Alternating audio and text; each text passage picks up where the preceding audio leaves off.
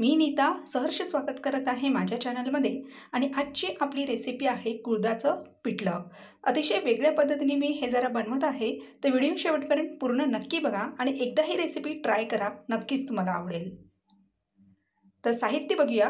एक छोटी वाटी कुळथाची पिठी घेतली आहे, एक मध्यम आकाराचा कांदा घेतला आहे कापून, थोडीशी कोथिंबीर, एका वाटीमध्ये मी घेतला आहे 1 टेबलस्पून जिरं, 4-5 कढीपत्त्याची पानं आणि 4 कोकम घेतले आहे।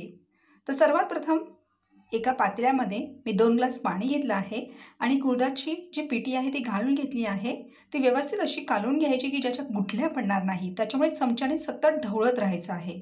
हे बघा अशा प्रकारे मी ज्या पद्धतीने हे कुळथाचं पिठलं दाखवते त्या पद्धतीने एकदा करून बघा, बोटात चाखून चाखून तुम्ही खाल। आता एक पातेलं घेतलं आहे, त्याच्यामध्ये 1 टेबलस्पून मी घालत आहे तेल। तेल चांगलं गरम झालं की आपल्याला फोडणी द्यायची आहे। त्यासाठी मी कढीपत्ता आणि जिरं टाकलं आहे। कढीपत्ता आणि जिरं हे चांगलं तडतडायचं आहे।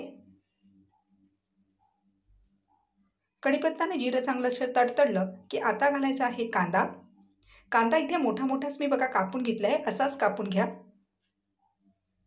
कांदा व्यवस्थित परतून झाला की कोकम आणि कोथिंबीर घालून व्यवस्थित परतून घ्यायचा आहे। मंद गॅसवर 1 ते 2 मिनिटं कांदा, कोकम, कढीपत्ताची फोडणी आपण दिली आहे ती चांगली अशी परतून घ्यायची आहे। बघा आता कांद्याचा रंग बदलला आहे, तेव्हा मी घातली आहे पाव चमचा हळद, 1.5 चमचा मी घातला आहे लाल तिखट मसाला आणि अर्धा टीस्पून मी घातला आहे गरम मसाला। आता व्यवस्थित हे सर्व मसाले एकजीव करून घ्यायचे आहे।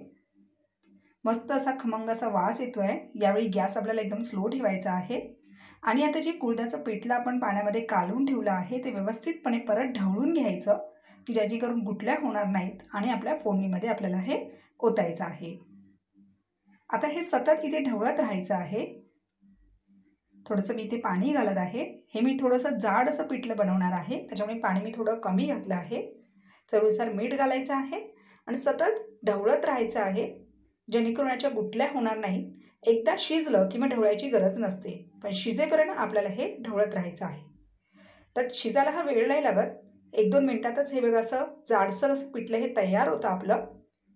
पण हे मला अजून जाड करायचं आहे, तर मी ह्याला झाकून ठेवते 5 मिनिटासाठी मंद गॅसवर। 5 मिनिटांनी तुम्ही बघणार की मस्त असा खमंग असा वास येतो आणि कोकम घातल्यामुळे एक वेगळा फ्लेवर येतो।